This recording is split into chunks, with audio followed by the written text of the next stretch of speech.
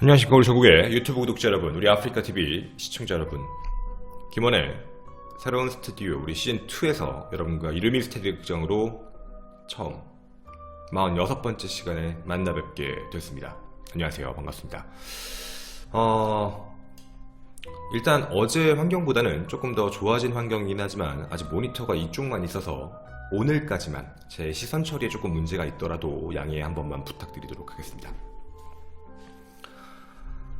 자, 오늘 여러분들과 이야기하게 될 컨텐츠는 모두가 어쩌면 다 알고 있는 이야기일 수도 있습니다. 늘상 그렇지만 조금만 더 깊게, 그리고 그 이후의 이야기들을 좀 얘기해보고 싶어서 이 컨텐츠를 갖고 왔는데요. 사람들은 대부분 한 번 딱 듣고 기억 뒤편으로 잊어버리거나 아니면 그냥 여러 가지 괴담을 듣고 야, 이런 것도 있다던데? 모든 가능성 자체에 대해서 다 닫아두고 사는 경우도 있습니다. 그래서 오늘 우리는 어쩌면 이 괴담 같기도 하고 진실 같은 이 이야기를 함께 깊이 들어가 보고자 합니다. 여러분에게 오늘 이야기하고 싶은 첫 번째는 바로 배경 크리스마스입니다. 크리스마스는 어쩌면 모두에게 가장 행복하고 즐거운 그런 날이기도 합니다.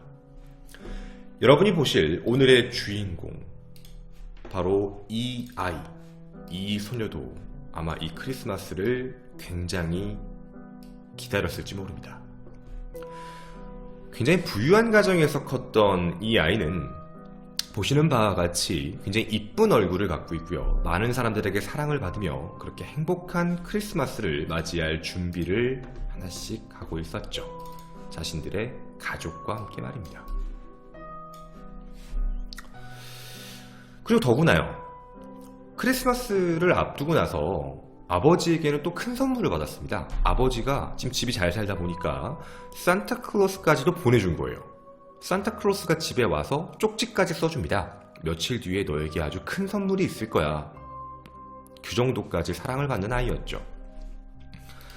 하지만 이 행복했던 크리스마스는 단 한 통의 전화로 모든 상황이 바뀌게 됩니다. 딸의 침대로 갔던 엄마는 이 예쁜 아이가 사라져버린 걸 알게 됩니다. 갑자기 말이죠.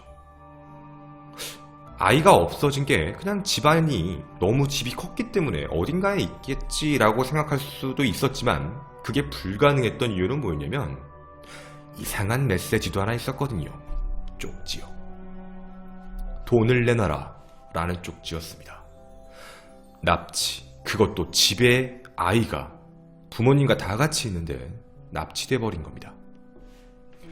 여러분은 지금 저와 1996년 12월 26일 자신의 딸을 잃어버린 어머니의 간곡하고 긴급한 그 목소리를 직접 같이 들어보도록 하겠습니다. 소리에 귀 기울여 주십시오.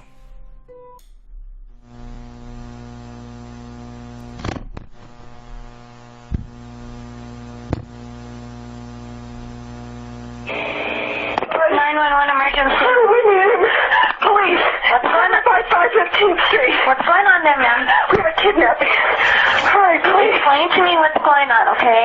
There's a note left and our daughter's gone. A note was left and your daughter is Yes. gone? How old is your daughter? 6 years old. She's gone. 6 years old. How long ago was this? I don't know. I just found the note. And my daughter's Does gone. it say who took her? What? Does it say who took her? I don't know. There's a ransom note here. It's a ransom note? It says SBTC. Victory. Please. Okay, what's your name? Are you Kathy Ramsey, I'm the mother. Oh my God. Please. Okay, I'm sending an officer over, okay? Please. Do you know how long she's been No, gone? I don't. Please, we just got out. Is she right here? Oh my. 지금 여러분이 들으신 이 이야기는 아이를 잃어버린 엄마의 절규이기도 합니다. 지금 여러분이 들으신 이야기는 간단하게 911에 전화해서 내 아이가 없어졌습니다. 아이가 어디 갔는지 모르겠습니다. 굉장히 두근거리고 뭔가 무서운 마음에서 전화 헐떡거리면서 하는 이야기이기도 합니다. 911은 침착하게 이름은 무엇입니까? 라고도 묻고 어디 위치인지까지 묻게 되는 그런 내용입니다. 실제 그때 당시의 녹음 음성입니다.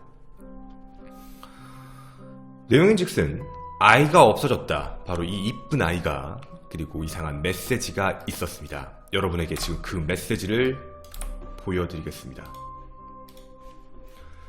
그 메시지는 이런 문서가 하나 적혀 있었습니다. 2장 반짜리입니다. 내용을 좀 읽어드리도록 하겠습니다. 램지 보아라. 우리는 어떤 작은 진영을 대표하는 개인들 모임의 집단이다. 우리는 당신의 사업을 존중한다. 하지만 당신의 국가는 존중하지 않는다. 딸은 우리에게 있다. 안전하고 무사히 있다. 내년 1997년을 무사히 이 아이가 보내길 원한다면 우리가 시키는 이 지시사항을 따라라. 계좌에 11만 8천 달러를 인출해라. 10만 달러는 100달러짜리로 바꾸고 나머지 18,000달러는 20달러로 바꿔서 가지고 와라. 집에 도착하면 갈색 종이 봉지에 그 돈을 넣어라. 내일 오전 8시에서 10시 사이에 너에게 전화로 알려주겠다. 우리가 돈을 일찍 받을 것을 빨리 알기 위해서 조기에 돈을 주고 더 빨리 데려가라는 전화를 할 수도 있다. 만약 이 지시사항을 벗어나면 아이는 죽는다. 우리는 네가 도발하지 않는 것을 원한다. 경찰, FBI 이런 데도 전화하지 말아라. 잡으려고 하지도 말아라. 은행에도 가서 말하지 말아라. 돈이 막히거나 혹은 돈이 훼손돼 있어도 마찬가지다. 우리를 기만하려고 하지 말아라. 우리는 충분히 법과 너가 생각하는 여러 가지 내용에 익숙한 사람들이다. 만약 우리를 현혹하면 99%의 확률로 너의 딸을 죽인다. 생각을 하지 말아라. 우리를 과소평가하지 말아라. 그냥 해라. 모든 건 너에게 달려있다.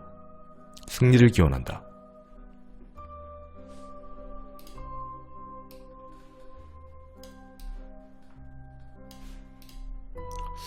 자, 일단 여기까지만 여러분하고 한번 정리를 좀 해보도록 하겠습니다. 딸이 없어진 걸 안 부모님은 저런 메시지가 있는 걸 하나 확인을 해놓고 돈을 준비하라는 협박 메시지를 받게 됩니다. 정말 충격적인 건 아이가 그냥 집안에서 사라졌거든요. 근데 일단 첫 번째로 조금 이상한 점은 하나 있었습니다. 분명히 신고하지 말아라, 뭘 하지 말아라 라고 경고했습니다.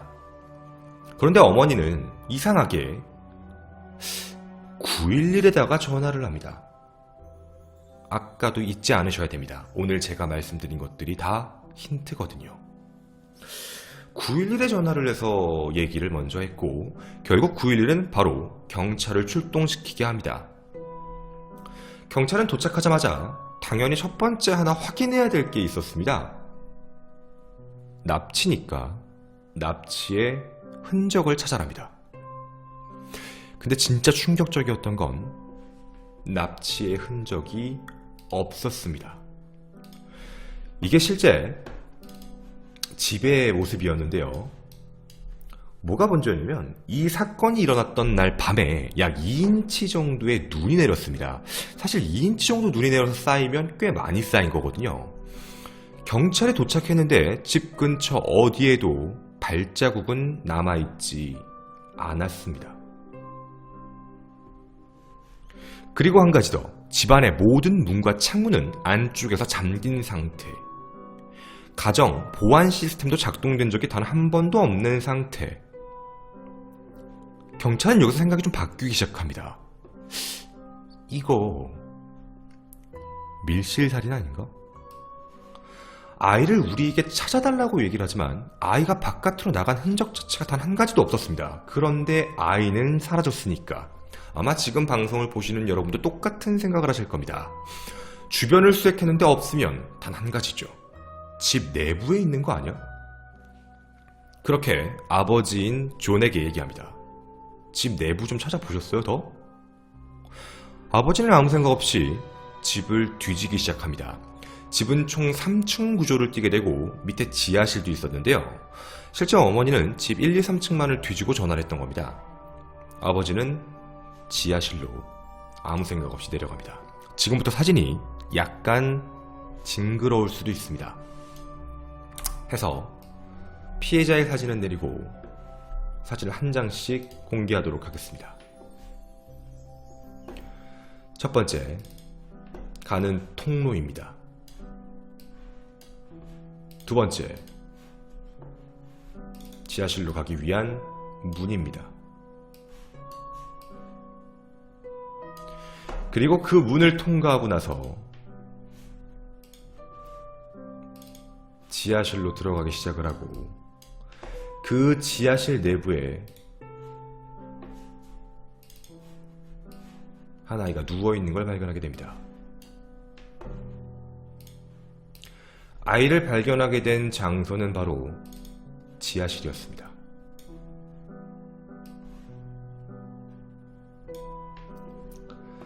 아이는 지하실에서 죽은 채 아버지의 손에 발견이 되었고요. 아버지는 아이가 죽은 걸 확인하자마자 아이를 그대로 뒀었어야 되는데 아이를 너무 가여운 마음이었는지 모르겠지만 아까 보셨던 하얀 천으로 아이를 덮습니다. 그리고 그 아이를 끌고 올라와 버리죠. 그 사건 현장에 두지 않고요. 지금부터 사진이 조금 징그럽습니다. 하지만 이 내용을 설명하기 위한 사진이니까 혹시 너무 걱정되시면 눈을 가려주셨으면 좋겠습니다. 시신이 발견됐는데 이런 모습으로 사망해 있었습니다. 아이는 목이 졸린 상태로 발견이 됐는데요. 입은 덕트 테이프로 묶여 있었고 손도 묶이고 나일론 코드 같은 게 목에 묶여 있었습니다. 목은 굉장히 심할 정도로 조여져 있는 상태였고요.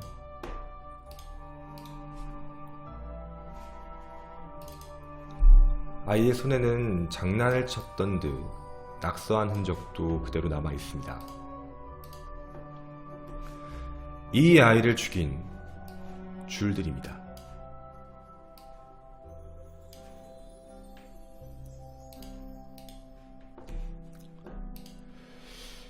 그리고 조금 놀라웠던 점이 두 가지가 있었습니다. 실제 부검 결과서를 확인해 본 결과 두개골이 깨져 있었습니다.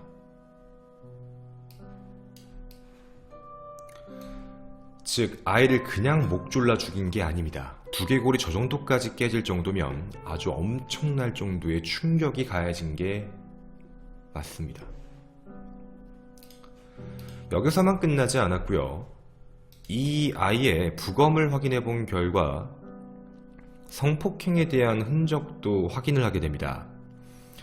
물론 성폭행에 대한 흔적은 있었지만 정액에 대한 흔적은 없었습니다.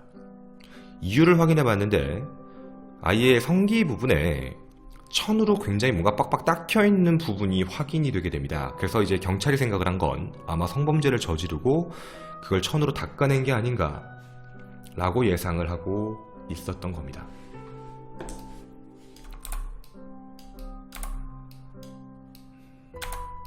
여러분이 지금 보신 사진 피해자입니다.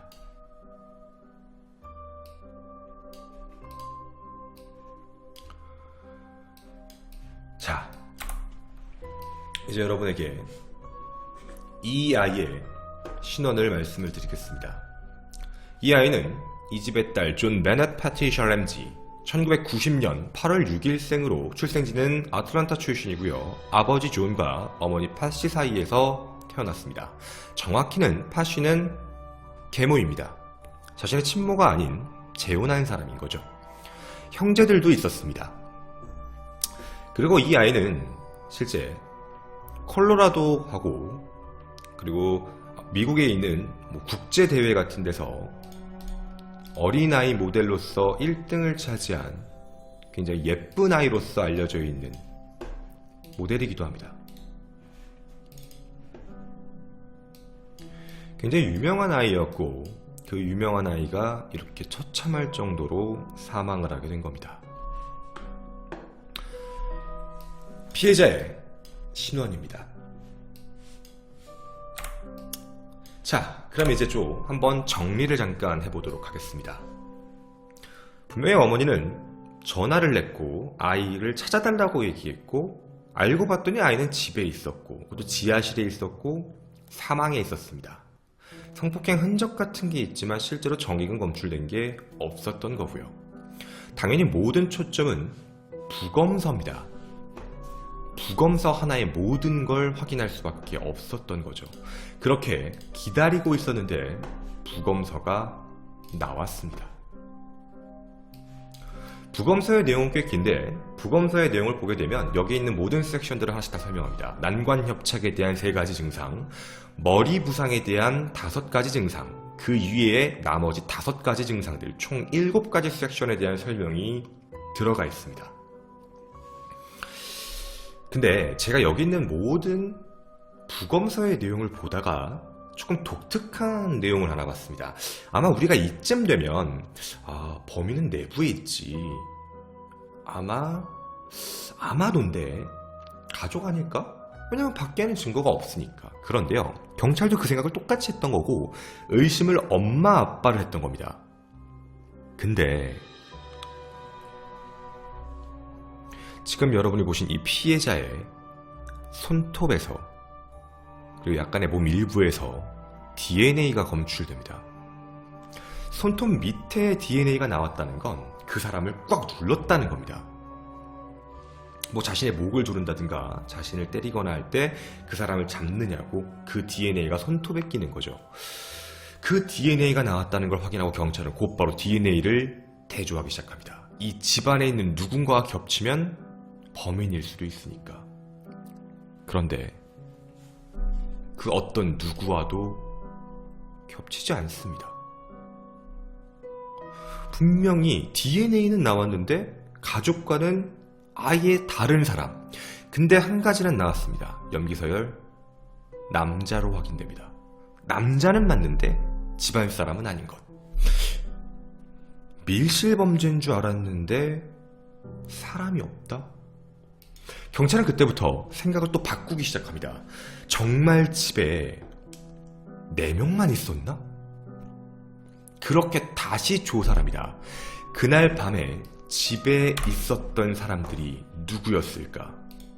첫 번째, 아버지 존, 성공한 사업가입니다. 두 번째, 어머니 파시, 미스 웨스트 버지니아 출신의 모델 출신 어머니입니다. 물론 재혼한 사이고요. 그리고 남자 형제 버크가 같이 있었습니다. 자, 여기까지는 아까 말씀드린 대로 다 아는데 DNA가 겹치는 게 아예 없었거든요. 근데 확인을 해봤는데 아까 제가 드렸던 힌트 기억나십니까? 아버지에게 사랑을 많이 받은 아이. 얼마 전 아버지가 아이에게 산타클로스를 직접 불러준 적이 있었다. 산타클로스입니다.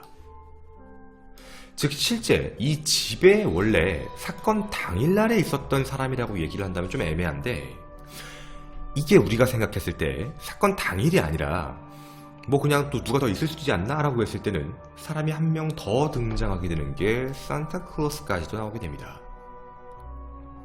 자, 그러면 이제 이렇게 모든 경우의 수들을 열어놓고 시작을 해보자는 거였습니다. 자, 정리를 좀 해보겠습니다. 제가 지금 여기까지의 상황을 보고 나서 혼자 생각을 했던 부분 중에 하나는, 첫째, 가족들이 범인이라. 둘째, 가족들이 범인이 아니라면 산타클로스다. 셋째, 산타클로스까지도 DNA가 매치가 안 되면 또 다른 제3자가 그 집에 있는 것이다.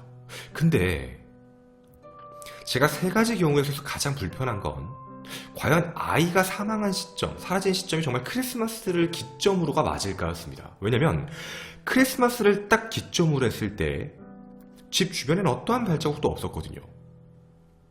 만약 그 전에 죽어서 그 전에 지하실로 있었던 거라면 부모님이 왜 이렇게 아이들에게 관심이 없었지? 라고 생각하는 것도 문제가 생기는 겁니다. 크리스마스니까 아이하고 같이 있어야 되는데 말이죠. 뭔가 이런 건가 하고 저렇게 생각하면 매치가 안 되고 이런 건가 하고 또 이걸 생각하면 또 매치가 안 됩니다. 한 명씩 범인으로 놓고 생각을 좀 다시 해봐야겠습니다. 이 사건의 첫 번째